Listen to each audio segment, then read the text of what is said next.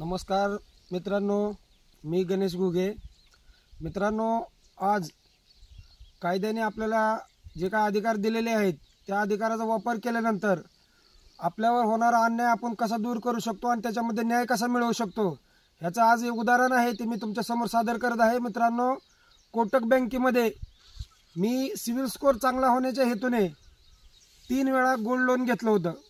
तर तिन्ही गोल्ड लोनच्या वेळेस सदर बँकेने माझ्या अकाउंटमधून जे काही EMI चे पैसे राहतात महिन्याचे व्याज ते कट केलं नाही, असं 10 वेळा त्यांनी केलं।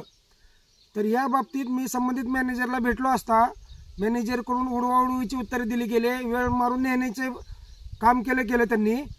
तर मी त्यांना वकिलामार्फत बँकेला नोटीस पाठवलं, तर त्या नोटीसचं बँकेने उत्तर दिलं नव्हतं। त्याच्यानंतर मी स्वतः ॲप्लिकेशन तयार करून जिल्हा ग्राहक तक्रार मंच सोलापूर या ठिकाणी कोटक बँकेच्या विरोधात दावा दाखल केला। आणि मित्रांनो, कोणताही वकील न देता मी स्वतः ती केस लढवली। का तर आपल्यावर जे काही आपल्या बाबतीत ज्या काही चुकीच्या घटना घडलेल्या आहेत, आपल्यावर जो काही अन्याय झालेला आहे तो आपल्याला काय वकिलामार्फतच मांडावा असं काही नसतं। आपण मुद्देसूद मांडणी केली तर कोर्ट आपलं ऐकून घेतं आणि त्याच्यावरती योग्य निर्णय दिला जातो। तर अशीच घटना माझ्या बाबतीत घडली। मी स्वतः केस चालवली आणि मित्रांनो, ती केस मी जिंकलेली आहे। न्यायालयाने कोटक बँकेला त्यांच्या चुकीच्या वर्तनाबाबतीत, ग्राहकाला दिलेल्या असुविधेच्या बाबतीत आणि जो काही मानसिक त्रास मला बँकेच्या चुकीच्या वागण्यामुळे झालेला आहे त्याच्या बदल्यामध्ये मला 50,000 रुपयाची नुकसान भरपाई आणि कायदेशीर खर्चापोटी 10,000 रुपये देण्याचे स्पष्ट आदेश कोटक बँक टेंभुर्णी शाखेला दिलेले आहेत।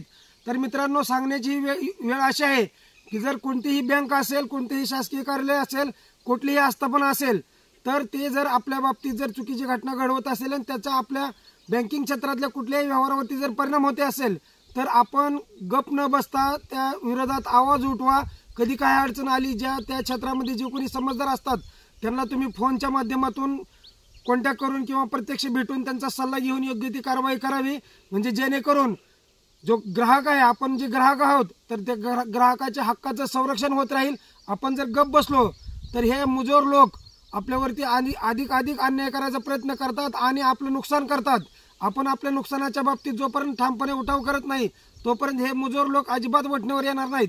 आज 60,000 रुपयाचा विषय नाही, परंतु माझ्यासारखा सामान्य व्यक्ती बँकेच्या विरोधात दावा दाखल करतो आणि ती केस जिंकतो, ही बाब खूप महत्त्वाची आहे।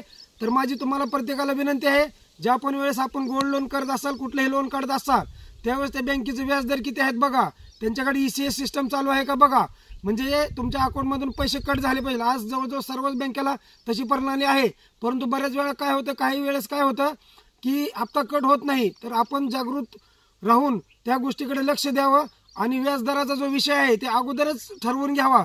म्हणजे जे व्याज फ्लोटिंग दराने आहे, कसं आहे, म्हणजे त्याच्यामध्ये भरपूर प्रकार असतात।